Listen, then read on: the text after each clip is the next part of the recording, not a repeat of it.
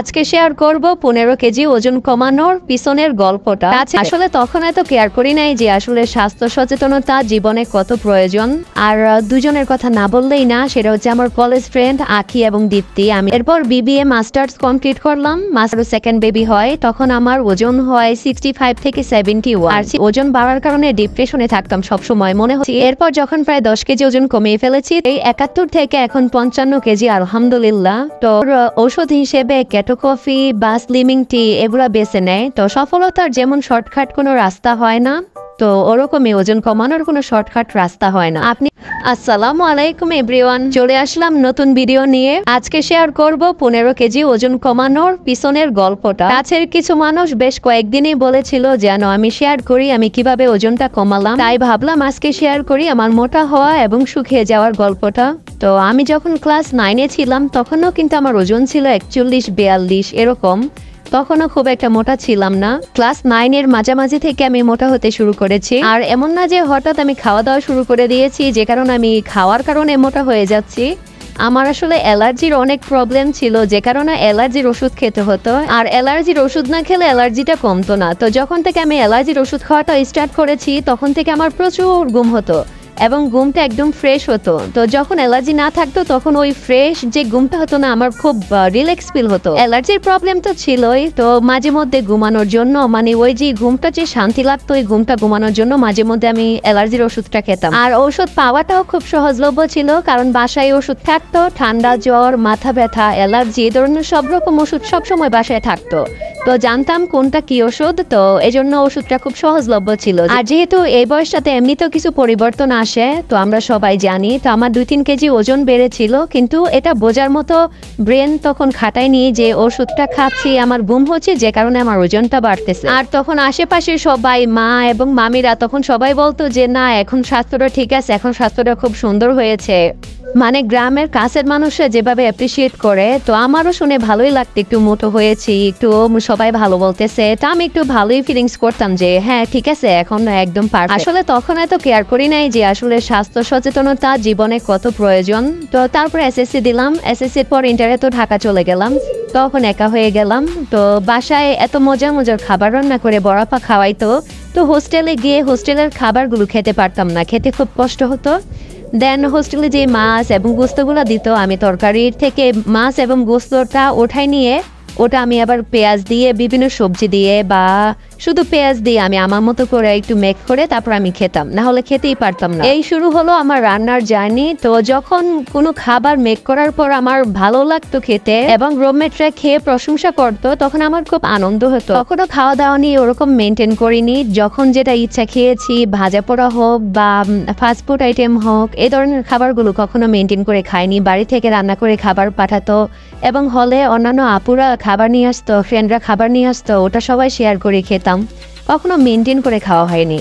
আর দুজনের কথা না বললেই না, সেটা হচ্ছে আমার কলেজ ফ্রেন্ড আখি এবং দীপ্তি। আমি জানি তোমরা ভিডিওটা দেখবা, তো ওদের কথা আমি কখনোই বলতে পারবো না। আমি হোস্টেলে যখন ছিলাম, আখি আমার ফ্রেন্ড, ও প্রতিদিন বাসা থেকে রুটি বানিয়ে নিয়ে আসতো, এত সফট করে রুটি বানিয়ে নিয়ে আসতো, ডিম ভেজে, আলু ভেজে নিয়ে আসতো। হোস্টেলের খাবার সম্ভবত শুক্রবার বন্ধ ছিল, সেই হিসেবে হোস্টেলে আমার নাস্তাটা করা হতো, না হলে প্রতিদিনই ও খাবার নিয়ে আসতো এবং আমরা ক্যান্টিনে খাওয়া দাওয়া করতাম। তখন আমি এত ভালো রান্না পারতাম না, তো ওরা মাঝে মধ্যে এসে আমাকে হলে এসে রান্না করে দিত।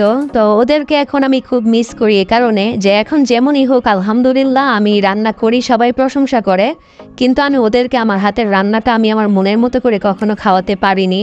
কারণ ইন্টারের পরে আসলে যে যার মতো সেটেল হয়ে গিয়েছি, বিজি হয়ে গিয়েছি, কেউ কাউকে ওরকম আর সময় দিতে পারি না। দেখা হলেও হয়তো বাহিরের রেস্টুরেন্টে দেখা হয়। আর লাস্টবার আমি দুবাই আসার আগে আখির সাথে দেখা করে আসছি, কিন্তু দীপ্তি অনেক দূরের কারণে আমি ওর সাথে দেখা করে আসতে পারিনি। যাই হোক, যেটা বলছিলাম যে আমার ডায়েটটা শুরু হয় আমি সেকেন্ড ইয়ারে উঠে মাঝামাঝি সময়, আমি ইন্টার পরীক্ষা দিব তার কিছুদিন আগ থেকে আমি একটু ডায়েটটা শুরু করি। তখন আমার ওয়েট ছিল 50-51 এরকম, কিন্তু 50-51 অনেক ওয়েট না হলো, কিন্তু আমার মনে হচ্ছিল যে আমার ওয়েটটা মেনটেন করা উচিত। এরপর যতটুকু পেরেছি মেনটেন করার চেষ্টা করেছি। যখন বাড়ি থেকে কোনো খাবার আসতো বা কোনো অকেশন থাকতো তখন ডায়েট ওরকম মেনটেন করতে পারতাম না।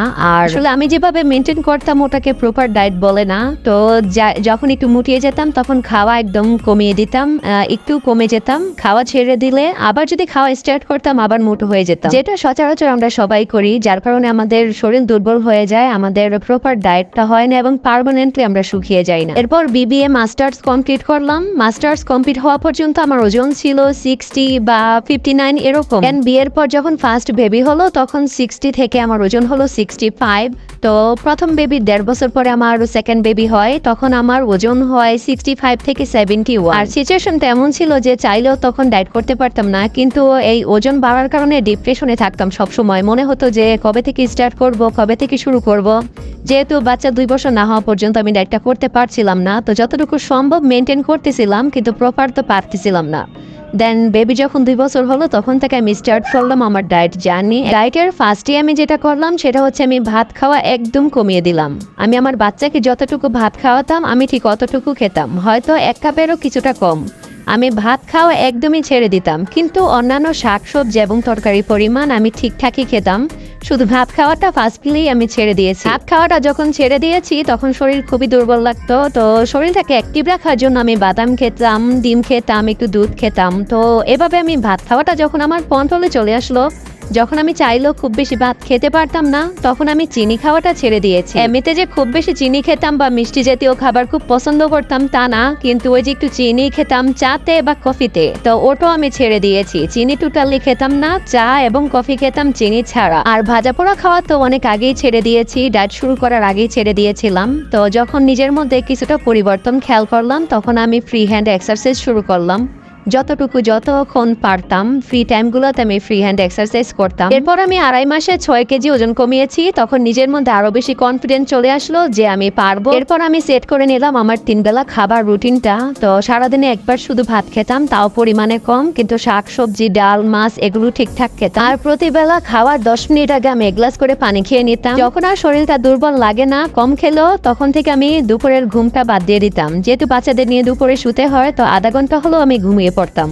তখন থেকে আমি দুপুরের ঘুমটা একদম টোটালি বাদ দিয়ে দিতাম। হয়তো একটু কফি খেয়ে নিতাম, ব্ল্যাক কফি, যে কারণে ঘুমটা আমার হতো না। আর রাতে আমি 2 টেবিল চামচ চিয়া সিড ভিজিয়ে রাখতাম। সকালে উঠে আমি 1 গ্লাস পানিতে একটু লেবু চিপে ওই চিয়া সিডের পানিটা খেয়ে নিতাম। আর যখন নাস্তা খাওয়ার সময় হতো তার আগে আমি একটু কফি খেতাম। কফিটা আমি বানাতাম, 1 চামচ কফি দিতাম, ঠান্ডা পানি দিতাম, 1 টুকরা লেবু চিপে আমি ওটা খেয়ে নিতাম। খেয়ে দেন আমি একটা রুটি একটু ডিম দিয়ে খেতাম বা একটু সবজি দিয়ে খেতাম বা শুধু একটা ডিম সিদ্ধ করে খেতাম। যখন 11টা 11:30টায় ক্ষুধা লাগতো তখন আমি একটু বাদাম খেতাম, একটু কলা খেতাম বা 1 গ্লাস পানিতে লেবু চিপে শুধু লেবু পানি খেতাম।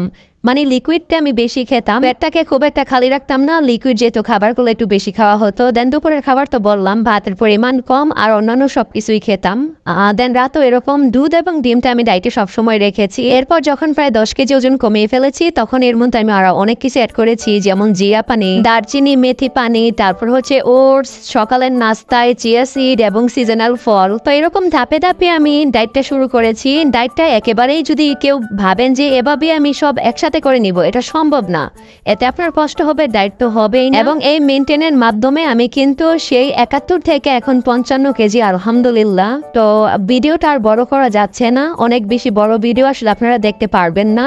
তো আপনাদের কোনো কোশ্চেন থাকলে অবশ্যই আমাদেরকে জানাবেন এবং আমি শেয়ার করব আমি সকালে, দুপুরে, রাত্রে কিভাবে ডায়েটগুলো করি এবং যে কোমল পানীয়গুলো খাই ওগুলো কিভাবে বানাই। আর হ্যাঁ, সম্ভব হলে অবশ্যই ফরমালিন মুক্ত সিজনাল যে ফলগুলো টক হোক ওগুলো খাওয়ার চেষ্টা করবেন, যেটা শরীরটাকে দুর্বল করবে না। আর অনেকে ওজন কমানোর ঔষধ হিসেবে কেটো কফি বা স্লিমিং টি এগুলো বেছে নেয়। তো সফলতার যেমন শর্টকাট কোনো রাস্তা হয় না, তো ওরকমই ওজন কমানোর কোনো শর্টকাট রাস্তা হয় না। আপনি স্লিম হওয়ার জন্য যে ওষুধগুলো খাবেন ওগুলো যখন খাবেন তখন শুকাবেন, আবার যখন খাওয়া ছেড়ে দিবেন তখন আবার মুটিয়ে যাবে। আর এগুলো খাওয়ার ফলে আপনার শরীরে এমন এমন রোগ বাসা বাঁধবে। তো স্লিম হওয়ার জন্য তো তাও ওষুধ খুঁজে পেয়েছেন, এই রোগ সারানোর জন্য কোনো ওষুধ খুঁজে পাবেন না।